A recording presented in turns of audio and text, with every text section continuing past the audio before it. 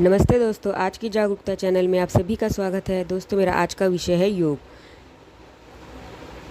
आइए समझते हैं। अपनी चेतना को जगाने का सही मार्ग ही योग है। अपनी चेतना को जगाने का सही मार्ग है योग। आइए समझते हैं। योग अध्यात्म का ऐसा मार्ग है जिस पर चलकर कोई भी समाधि तक पहुंच सकता है। योग दो वस्तुओं का आपस में जुड़ना है। जब शरीर में मौजूद प्राण और अपान का मिलना होता है तो यह योग होता है।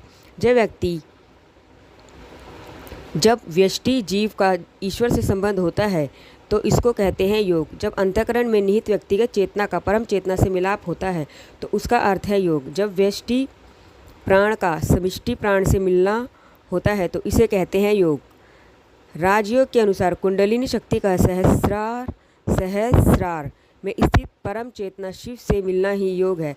पतंजलि योग सूत्र के अनुसार जिस दिन आप अपने भीतर मन की वृत्तियों के टिकने का, बुद्धि की स्थिरता का और चेतना के जगने का अनुभव कर लें, उसी दिन समझ लें कि योग हो गया। योग का अर्थ सिर्फ आसन करना और श्वासों को अंदर बाहर फेंकना ही नहीं है।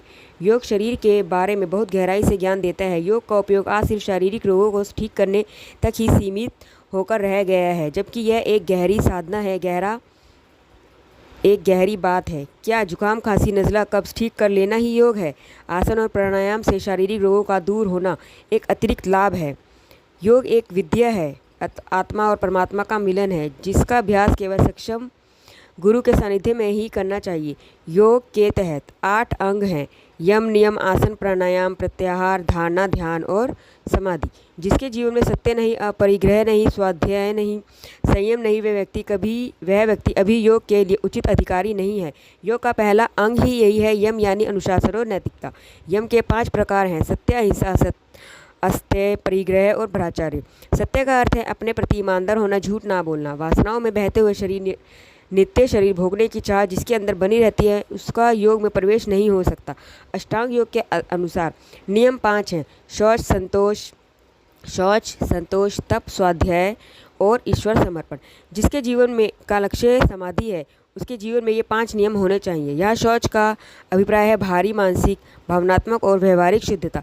नियम के बाद अगला अंग है आसन। आसन यानी शारीरिक नियंत्रण और शारीरिक विज्ञान की समझ।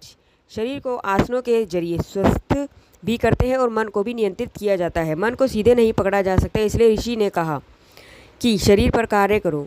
शरीर और मन को जोड़ती है श्वास। शरीर को समझने का माध्यम है आसन और श्वास को समझने का माध्यम है प्राणायाम। प्राणायाम की सिद्धि हो जाएगी तो प्रत्याहार में प्रवेश होगा। प्रत्याहार यानी इंद्रियों का अंतर्मुखी होना। जब प्रत्याहार सिद्ध हो गया तो फिर अगली सीढ़ी आ जाएगी धारणा की। धारणा यानी जब हमने मन में किसी चीज़ को धारण कर लिया, किसी चीज़ का प्रण लिया। हमारे पूर्व के आचार्य अगर किसी पर बड़े प्रसन्न हो जाते थे तो आशीर्वाद देते, योगी भव। रोगी सारे हैं, भोगी सारे हैं, पर महात्मा आशीर्वाद देते हैं, योगी भव। बस आप संकल्प ले इस योग मार्ग का पालन करते जाओ, पूरी प्रकृति का सहयोग और ईश्वर का आशीर्वाद प्राप्त होने लगेगा। ओके दोस्तों, धन्यवाद, नमस्ते।